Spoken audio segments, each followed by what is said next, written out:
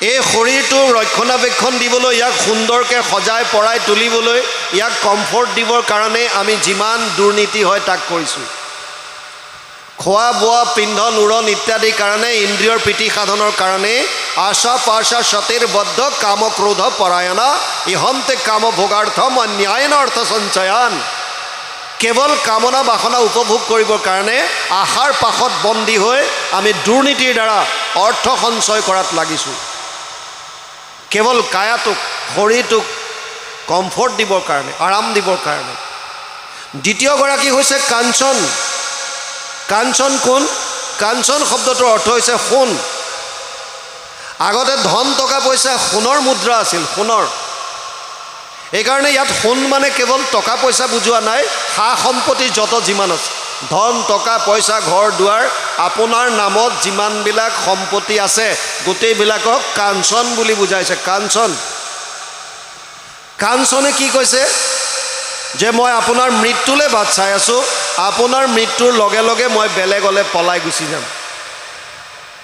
Interesting কথা হৈছে, এজন মানুহৰ মৃত্যুৰ লগে লগেই তেওঁৰ নামত থকা একাউণ্ট হওক, ধন টকা পইচা ঘৰ দুৱাৰ যত যিমান সম্পত্তি আছে তেওঁৰ নমিনী বা উত্তৰাধিকাৰীলৈ ট্ৰেন্সফাৰ হৈ যায়। বুজি পাইছে নাই? সেইকাৰণে কৈছে মই তোমাক মাত্ৰ যোৱালৈ চাই আছোঁ, বেলেগলৈ পলাই যাম। তাৰ মানে কি? তাৰ মানে হস্তান্তৰ হৈ যাব। বুজি পাইছেনে?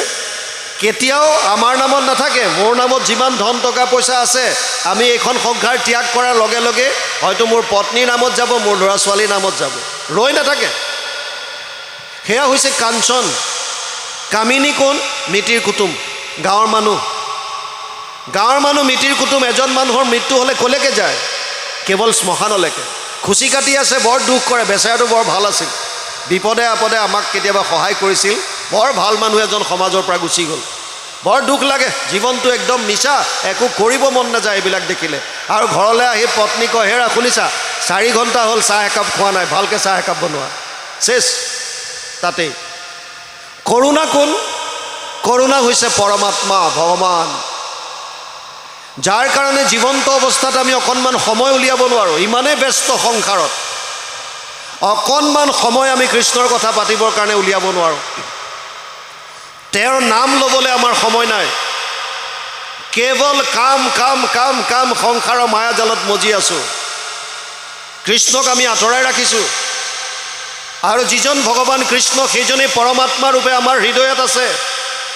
উপদ্ৰষ্টা অনুমন্তা চ ভৰ্তা ভোক্তা মহেশ্বৰ পৰমাত্মা ইতি চাপ্যুক্ত দেহে অস্মিন পুৰুষ